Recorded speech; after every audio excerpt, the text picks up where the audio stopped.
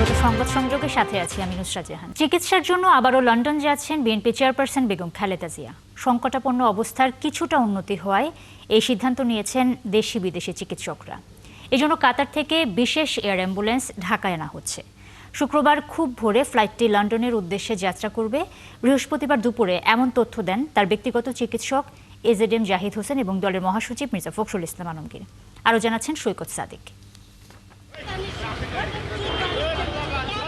রাজধানীর এভারকেয়ার হাসপাতালে চিকিৎসাধীন তিনবারের প্রধানমন্ত্রী বেগম খালেদা জিয়াকে লন্ডনে নিয়ে যাওয়ার সিদ্ধান্ত হয়েছে। দেশি বিদেশি চিকিৎসকদের পরামর্শে মেডিকেল বোর্ড এমন সিদ্ধান্ত নিয়েছে। এ বিষয়ে দুপুরে বিস্তারিত তুলে ধরেন বেগম জিয়ার ব্যক্তিগত চিকিৎসক জাহিদ হোসেন। কাতার রয়্যাল এয়ার অ্যাম্বুলেন্সের মাধ্যমে দেশনেত্রী বেগম খালেদা জিয়াকে আজকে এই মধ্যরাত্রির পরে অথবা আগামীকালকের সকালের ভিতর ইনশাআল্লাহ আমরা ওনাকে ইউকেতে অর্থাৎ লন্ডনে ওনাকে একটা নির্ধারিত হসপিটাল আমরা ঠিক করেছি।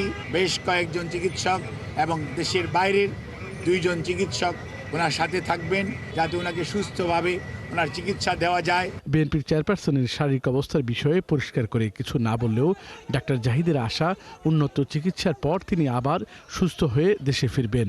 সবার প্রতি কৃতজ্ঞতাও প্রকাশ করেন। সহযোগিতার জন্য ধন্যবাদ জানাই বাংলাদেশের বর্তমানের অন্তর্বর্তীকালীন সরকারের প্রধান উপদেষ্টা সহ উপদেষ্টা পরিষদের সদস্যগণ এবং বিভিন্ন বাংলাদেশ সেনাবাহিনী সহ বিভিন্ন পর্যায়ের আইন শৃঙ্খলা রক্ষাকারী বাহিনী এবং ফরেন মিনিস্ট্রি সহ বিভিন্ন মন্ত্রণালয় এবং বাংলাদেশস্থ Chinese embassy, Qatar embassy, Saudi embassy, UK embassy, Pakistan embassy, ভারতীয় এমবেসি আমাদেরকে যে ধরনের ইভেন রাশিয়ান এমবেসি সহ সবাই যে ধরনের সহযোগিতা করছেন সেজন্য আমরা সবার কাছে কৃতজ্ঞ।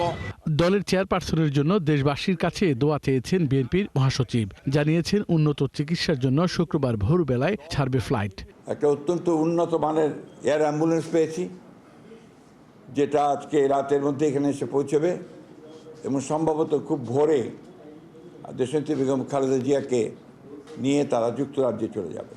সুতরাং আমরা পরম করুণাময় আল্লাহ তাআলার কাছে এই দোয়া চাচ্ছি যে আল্লাহ তাআলা তাকে যেন সুস্থভাবে নিয়ে যান, নিরাপদভাবে নিয়ে যান এবং সুস্থভাবে আমাদের মাঝে আমরা যেন তাকে ফিরে পেতে পারি। 23 নভেম্বর বিভিন্ন শারীরিক জটিলতা নিয়ে এভারকেয়ারে ভর্তি হন বেগম জিয়া।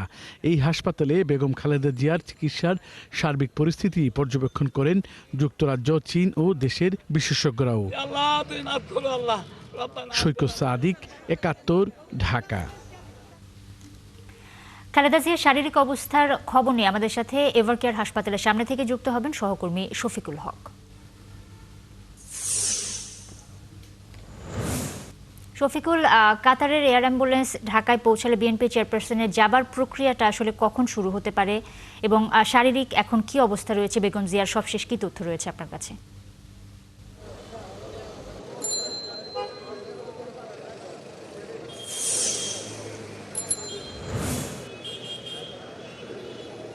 ইরশাদ, গত 23 নভেম্বর থেকে বেগম খালেদা জিয়া রাজধানীর এই এভারকেয়ার হাসপাতালে চিকিৎসাধীন এবং পরবর্তীতে তার অবস্থা সংকটাপন্ন হলে আপনি জানেন ইতিমধ্যেই অনেকবার বলা হয়েছে 27 নভেম্বরে তাকে সিসিইউতে নেওয়া হয় এবং সেখানে তার অবস্থা সংকটাপন্ন অবস্থায় যখন ছিল তার পরবর্তীতে কিন্তু বেশ কয়েকবার মেডিকেল বোর্ড তারা বসেছে এবং বসে সর্বশেষ যে সিদ্ধান্তটি নিয়েছে সেটি আজকে বেগম খালেদা জিয়ার ব্যক্তিগত চিকিৎসক ডাক্তার জাহিদ তিনি সংবাদ সম্মেলন করে যেটি জানিয়েছেন যে আজ ভোররাত অথবা শুক্রবার সকাল 6টার মধ্যে তাকে দেশের বাইরে লন্ডনে উন্নত চিকিৎসার জন্য নিয়ে যাওয়া হবে এবং সেই প্রস্তুতি ইতিমধ্যেই দলের পক্ষ থেকে বা হাসপাতাল মেডিকেল বোর্ডের যে প্রস্তুতি সেগুলো কিন্তু ইতিমধ্যে সম্পন্ন হয়েছে। এখন শুধু অপেক্ষা কাতার এয়ার অ্যাম্বুলেন্স, কাতার আমিরের পাঠানো যে বিশেষ এয়ার অ্যাম্বুলেন্স সেই এয়ার অ্যাম্বুলেন্সের জন্য অপেক্ষা করছে সংশ্লিষ্ট সবাই যারা এখানে রয়েছেন এবং সবশেষ তথ্য আমাদের কাছে যেটি এসেছে এখনো পর্যন্ত সেই কাতারের আমিরের পাঠানো যেই বিশেষ এয়ার অ্যাম্বুলেন্সটি সেটি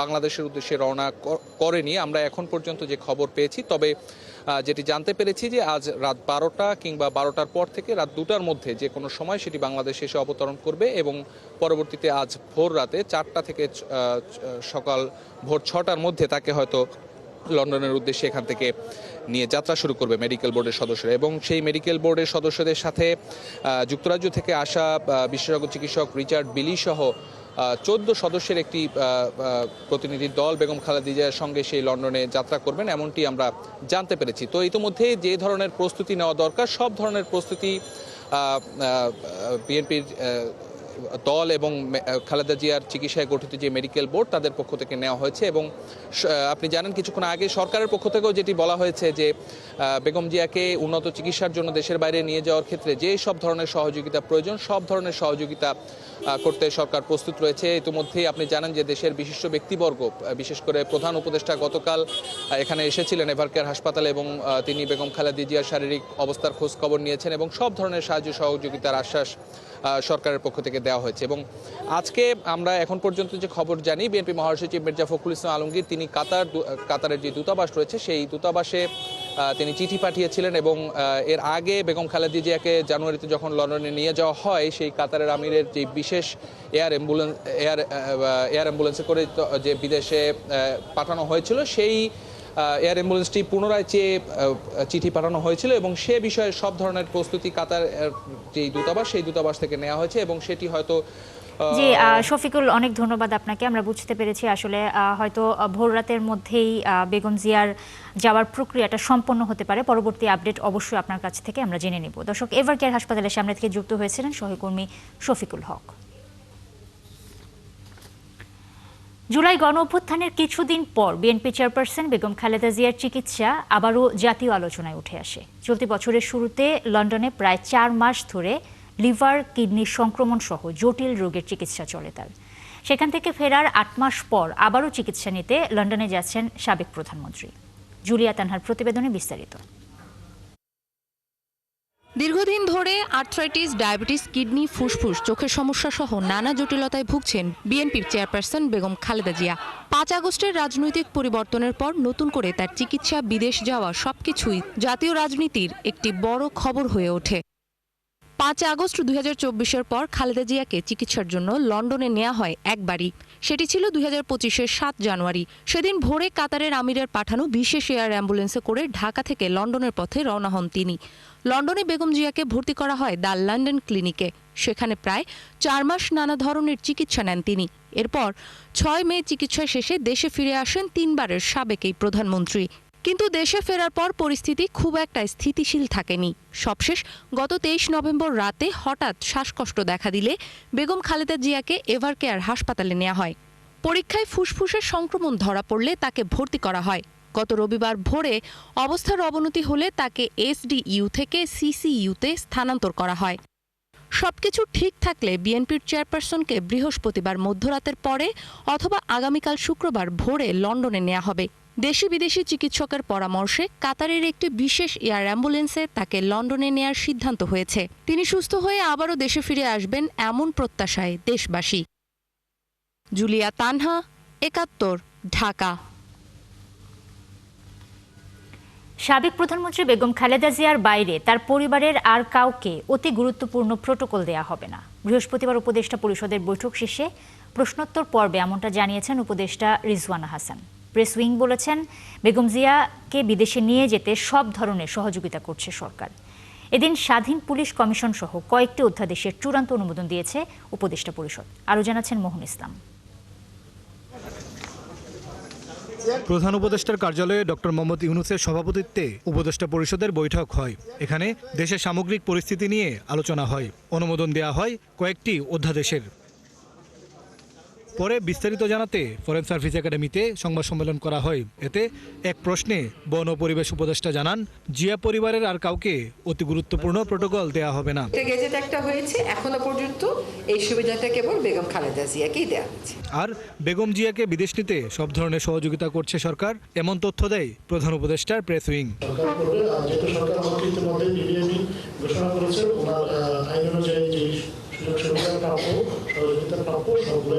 এদিকে অনুমোদন হওয়া স্বাধীন পুলিশ কমিশন নিয়েও বিস্তারিত তুলে ধরা হয় সংবাদ সম্মেলনে। 5 সদস্যের ওই কমিশনের প্রধান হবেন একজন অবসরপ্রাপ্ত বিচারপতি।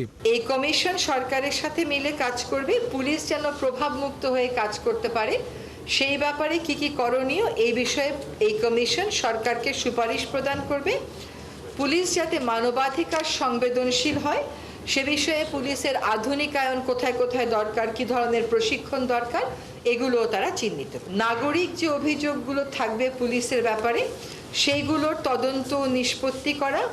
2, পেশাগত বিষয়ে পুলিশ সদস্যদের যদি কোনো অভিযোগ থাকে সেগুলোরও নিষ্পত্তি করা। এদিন বাংলাদেশ বিল্ডিং কোড এবং বন্যপ্রাণী রক্ষা সহ কয়েকটি অধ্যাদেশের চূড়ান্ত অনুমোদন হয়েছে, আর নীতিগত অনুমোদন পেয়েছে বাণিজ্য আদালত অধ্যাদেশও। দেশ হাইটেক পার্ক কর্তৃপক্ষ সংশোধন অধ্যাদেশ 2025-এর এটা নীতিগত অনুমোদন হয়েছে। বাণিজ্যিক আদালত অধ্যাদেশ 2025 এটার নীতিগত অনুমোদন হয়েছে। বিল্ডিং রেগুলেটরি কর্তৃপক্ষ অধ্যাদেশ 2025-এর এটা নিয়ম, এটা বোধহয় আপনার চূড়ান্ত অনুমোদন হয়েছে। তিনি আরো জানান, নীতিগত অনুমোদন পাওয়া অধ্যাদেশগুলো পরবর্তী উপদেষ্টা পরিষদের বৈঠকে চূড়ান্ত হওয়ার সম্ভাবনা রয়েছে। সামনের মিটিংয়ে আবার নতুন করে পেশ করা হবে। এটা মোহন ইসলাম, 71, ঢাকা। জাতীয় নির্বাচনের জন্য আরও 36 আসনে প্রার্থীর নাম প্রকাশ করেছে বিএনপি। বৃহস্পতিবার বিকেলে এক সংবাদ সম্মেলনে এই তালিকা প্রকাশ করেন দলটির মহাসচিব মির্জা ফখরুল ইসলাম আলমগীর। তিনি জানান, এই আসনগুলোর প্রার্থী তালিকা বাতিল হবার সম্ভাবনা কম। আরও জানাচ্ছেন মাহিলা ইসলাম। গত 3 নভেম্বর প্রথম পর্যায়ে 237 আসনের প্রার্থী তালিকা প্রকাশ করে বিএনপি। তার একদিন পরেই মাদারীপুর 1 আসনের ঘোষিত প্রার্থীর নাম স্থগিত করে দলটি। যেটা হচ্ছে আমাদের সম্ভাব্য প্রার্থী তালিকা 232টি আসনের জন্য। 1 মাস পর আরও 36টি আসনের তালিকা প্রকাশ করেছে বিএনপি। সব মিলিয়ে প্রকাশিত প্রার্থীর সংখ্যা দাঁড়িয়েছে 272টি। বাকি 27টি আসনের তালিকা যথাসময়ে ঘোষণা করা হবে। এই নির্বাচনের জন্য আমাদের দলের পক্ষ থেকে আমরা আমাদের মনোনয়নের 237টি আমরা আসনে প্রার্থী ঘোষণা করেছিলাম। আজকে আমরা আরও 36টি আসনে আমরা আপনার নাম ঘোষণা করছি। পরিবর্তনের সম্ভাবনা খুব কম। এগুলোর মধ্যে ঢাকার 4টি আসনের তালিকা প্রকাশ করেন বিএনপি মহাসচিব। এতে দেখা যায় ঢাকার 7-এ হামিদুর রহমান, 9-এ হাবিবুর রশিদ, 10-এ শেখ রবিউল আলম আর ঢাকা 18-তে নাম ঘোষণা করা হয় SM জাহাঙ্গীর হোসেনের নাম। কয়েকদিন আগে বিএনপিতে যোগ দেওয়া রেজা কিবরিয়া লড়বেন হবিগঞ্জ 1 আসন থেকে। এছাড়াও উল্লেখযোগ্য প্রার্থী হলেন ঠাকুরগাঁও 2 আসনের আব্দুস সালাম, দিনাজপুর 5 AKM কামরুজ্জামান, সিরাজগঞ্জ 1 আসনে সেলিম রেজা, যশোর 5 আসনে M ইকবাল হোসেন, খুলনা 1 আসনে আমির এজাজ খান, বরিশাল 3 আসনে জয়নুল আবেদিন, টাঙ্গাইল 5 আসনে সুলতান সালাউদ্দিন টুকু, কুমিল্লা 2 আসনে সেলিম ভুইয়া, চট্টগ্রাম 6 আসনে গিয়াসউদ্দিন কাদের চৌধুরী, মোহাম্মদ আবু সুফিয়ান চট্টগ্রাম 15, নাজমুল মুস্তফা আমিন কক্সবাজার 2, আলমগীর মাহফুজুল্লাহ ফরিদ। বাকি 28 আসন জোট সঙ্গীদের জন্য ছেড়ে দেওয়া হতে পারে বলেও ইঙ্গিত দেন মির্জা ফখরুল। আরও অনেকগুলো থেকে যাচ্ছে, বোধহয় 20-25টার মতো থেকে যাবে, 24টার মতো। সেগুলো হচ্ছে আপনার আমাদের যে অ্যালায়েন্সের সঙ্গে যারা আছেন তাদেরগুলো, এবং আমাদের 2-1টা আপনার ডিসিশন হবে, সেগুলো আমরা আরও পরে ঘোষণা করব। মাহিলা ইসলাম, 71, ঢাকা। এবার কোনো সনাতনী নির্বাচন হচ্ছে না। ফেব্রুয়ারির জাতীয় নির্বাচন ও গণভোট জাতি গঠনের নির্বাচন হবে বলে মন্তব্য করেছেন প্রধান উপদেষ্টা ডক্টর মোহাম্মদ ইউনূস। বৃহস্পতিবার 64 জেলায় নতুন দায়িত্ব পাওয়া পুলিশ সুপারদের সাথে বৈঠকে এই কথা বলেন তিনি। এ সময় নিরপেক্ষ থেকে এবারের নির্বাচনকে দৃষ্টান্তমূলক ও স্মরণীয় করে তোলার নির্দেশ দেন তিনি। আরও জানাচ্ছেন মোহন ইসলাম। সম্প্রতি রাষ্ট্রীয় অতিথি ভবন যমুনায় লটারির মাধ্যমে 64 জেলার পুলিশ সুপারদের পদায়ন করা হয়। তাদের সাথে সকালে প্রধান উপদেষ্টার কার্যালয়ে বৈঠক করেন ডক্টর মোহাম্মদ ইউনূস। পরে তাদের উদ্দেশ্যে বক্তব্য দেন তিনি। প্রধান উপদেষ্টা বলেন, আওয়ামী লীগের আমলে নির্বাচন ছিল প্রহসনমূলক ও তামাশার। এ থেকে অবশ্যই বের হতে হবে। অতীতের কিছু নির্বাচনের কথা মনে রাখি, মনে চট করে আসে। তোমরাও দেখেছো সেই নির্বাচনগুলো, কেউ প্রহসনের নির্বাচন বলে, প্রতারণার নির্বাচন বলে, তামাশার নির্বাচন বলে। এবারের নির্বাচন হলে এমন নির্বাচন তারা স্মরণ করবে, বাংলাদেশের নির্বাচনটা আমরা দেখেছিলাম, এটা এরকম। তারা নানা দেশে এটা বলবে, এরকম একটা নির্বাচন তারা এটা দৃষ্টান্ত হিসেবে নিয়ে যাবে তাদের মাথায়। তিনি বলেন, এবার কোনো সনাতনী নির্বাচন হচ্ছে না। তার সবচেয়ে গুরুত্বপূর্ণ দিক গণভোট। এই নির্বাচনের মাধ্যমে জাতির জন্য বিল্ডিং কোড বানানো হবে। এই নির্বাচন সেই নির্বাচন যেখানে বিল্ডিং কোড তৈরি হবে। যারা বিল্ডিং কোডটা তৈরি করবে তাদের হাতে এই দায়িত্ব দেওয়ার জন্য। তার সঙ্গে যে গণভোট আসছে, এটা শুধু 5 বছরের নির্বাচন, সনাতন নির্বাচন তা না, এটার একটা বড় গুরুত্বপূর্ণ জিনিস হলো গণভোট। সেটা হলো বিল্ডিং কোড। এই বিল্ডিং কোডটা আমরা তৈরি করে দিয়ে যাব, যেটা শতবর্ষ ধরে এই দেশকে, এই জাতিকে সামনে এগিয়ে নিয়ে যাবে। এবারের নির্বাচনের মাধ্যমে নতুন বাংলাদেশের জন্ম হবে বলেও মন্তব্য করেন তিনি, এবং দায়িত্বপ্রাপ্তরা জন্মগ্রহণের ধাত্রী হিসাবে দায়িত্ব পালন করবেন। নতুন বাংলাদেশের যে জন্ম হবে, এই আমাদের যারা এখানে উপস্থিত আছি তাদের ভূমিকা হলো ধাত্রীর ভূমিকা, যে আমরা যেন সুন্দর সুষ্ঠু সেই জন্মটা দিতে পারি তাদেরকে, সেই ভবিষ্যৎ বাংলাদেশে। নির্বাচনে দায়িত্ব পালন করা পুলিশদের কর্মদক্ষতার উপর রাষ্ট্রীয় সম্মাননা দেওয়ার ঘোষণাও দেন প্রফেসর ইউনুস। তাদেরকে রাষ্ট্রীয় পুরস্কার দেওয়া। মোহন ইসলাম, ৭১, ঢাকা। অন্তর্বর্তীকালীন সরকারের শপথ বৈধ ঘোষণা করেছেন সর্বোচ্চ আদালত। বৃহস্পতিবার এই সংক্রান্ত হাইকোর্টের দেয়া রায় বহাল রেখেছেন প্রধান বিচারপতির নেতৃত্বাধীন আপিল বিভাগ। অ্যাটর্নি জেনারেলের অভিমত, আগামী সংসদকেও এই সরকারকে বৈধতা দেওয়ার প্রয়োজন পড়বে না।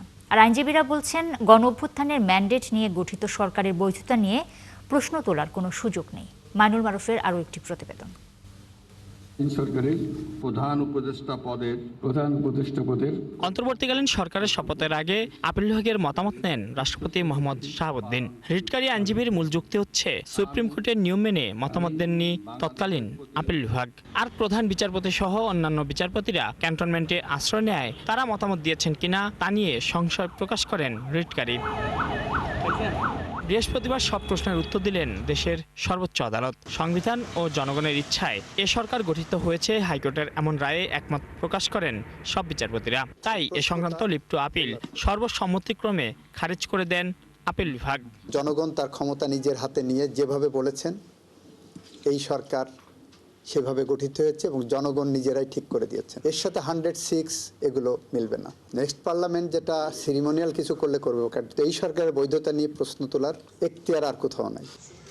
আর আইনজীবীরা বলছেন, গণঅভ্যুত্থানের ম্যান্ডেট নিয়ে সরকার গঠনের বৈধতা নিয়ে প্রশ্ন তোলার সুযোগ নেই। ফ্যাসিবাদ বিরোধী দীর্ঘ আন্দোলনের সমস্ত রাজনৈতিক দল এবং শক্তি এবং ছাত্র জনতার গণ আন্দোলনের মাধ্যমে জাতীয় ঐক্যমতের ভিত্তিতে এই সরকার প্রতিষ্ঠিত হয়েছে, এবং আমাদের সংবিধানে এই ধরনের ক্রান্তিকাল এবং অস্থায়ী বিধান সম্পর্কে আমাদের যাই বলেন না কেন, পরবর্তী গণতান্ত্রিক সরকার প্রতিষ্ঠিত হওয়ার পরে এই সংবিধানে এই সময়কালটার অনুমোদনের প্রয়োজন পড়বে।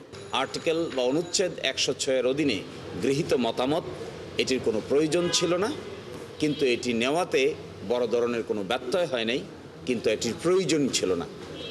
মূল বিষয়টা হলো ১০৬ নয়, মূল বিষয়টা হলো জনগণের সার্বভৌম ক্ষমতার উৎস।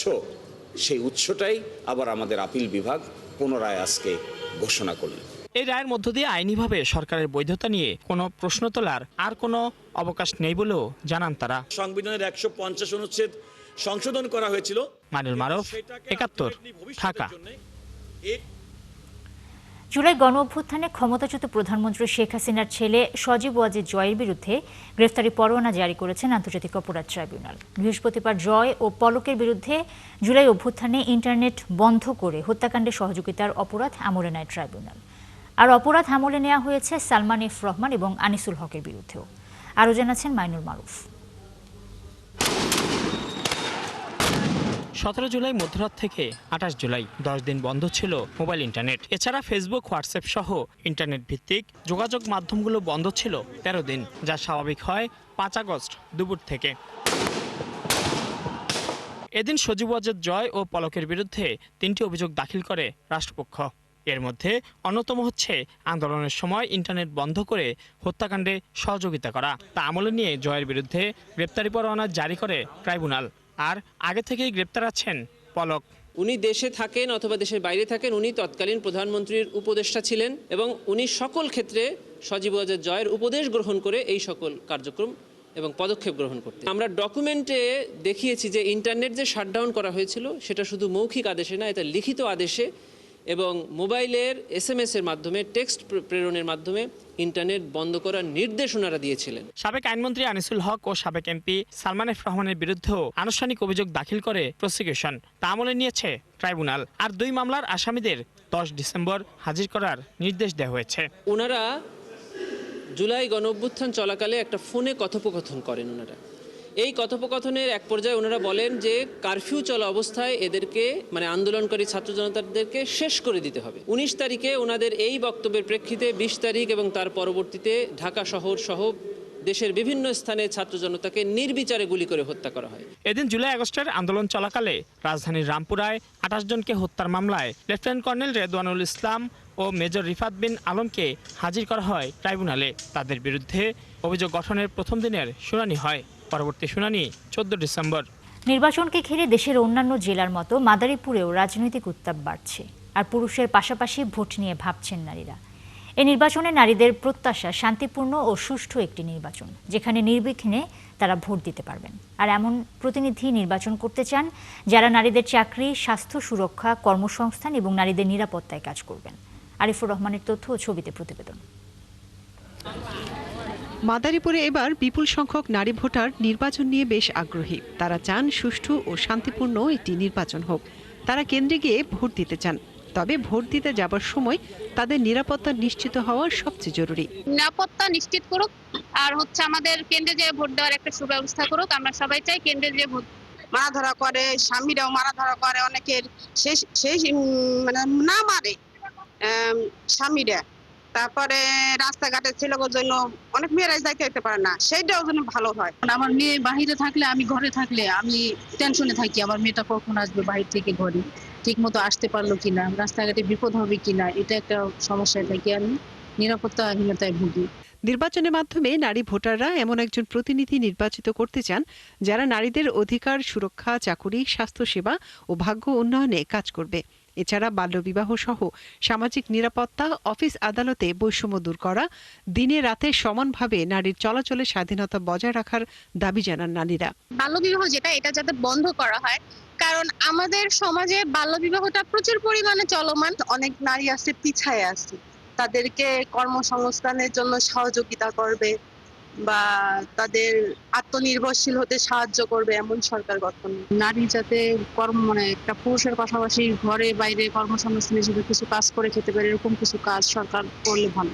জেলার বড় সংখ্যার এই জনশক্তির জন্য আগামী সরকার যেন যোগ্যতা অনুযায়ী কর্মসংস্থানের ব্যবস্থা করে, তাদের জীবনমান বদলে দিতে সহায়তা করে, সেই দাবিও তুলেছেন অনেক নারী। সকল কাজের ক্ষেত্রে কোনো বৈষম্য না রেখে সকল কাজ অফিস আদালতে আমরা যেন আমাদের নিরাপত্তাহীনভাবে চলতে পারি, কাজ করতে পারি, আমরা আমাদের সেই অধিকারটুকু চাই। নির্বাচন হবার সময় বলেন যে আমরা নারীদের নিয়ে কাজ করব, যখন দেখা যায় সরকার নির্বাচিত হয় তখন অনেক ক্ষেত্রেই নারীদের নিয়ে আর কাজ করে না। আমরা চাই আসলে বাস্তব চিত্র, যে যাতে করে তারা নারীদের নিয়ে কাজ। এবারের নির্বাচনে কেন্দ্রের নিরাপত্তা নিয়েই শঙ্কিত বেশিরভাগ নারী, তাই ভোট দেওয়ার সময় তারা যেন নিরাপদে থাকতে পারেন সেই ব্যবস্থা করার আশ্বাস দিলেন উপজেলা নির্বাহী কর্মকর্তা। কোনো অনাকাঙ্ক্ষিত পরিবেশ সৃষ্টি না হয় সেজন্য তারা আলাদা বুথে কিংবা অনেক সময় সেন্টারও আলাদা থাকে। আমরা সেই বিষয়গুলো কাজ করছি, যে নারী কেন্দ্রগুলো যেগুলো আছে সেগুলো এখন থেকে আমরা সুরক্ষা কিংবা সেই সুব্যবস্থাটা রাখার চেষ্টা। 5 উপজেলা নিয়ে গঠিত মাদারীপুর জেলায় সংসদীয় আসন রয়েছে 3টি, আর এসব আসনে এবার ভোট দেবেন 11,48,330 জন ভোটার। এর মধ্যে নারী ভোটারের সংখ্যা 5,29,787 জন।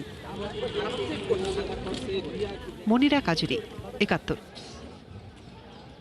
দর্শক, চলছে সংবাদ সংযোগ। সরাসরি সংবাদ অনুষ্ঠান দেখতে চোখ রাখুন 71-এর ফেসবুক পেজে এবং সাবস্ক্রাইব করুন 71-এর ইউটিউব চ্যানেল। সাথে থাকুন।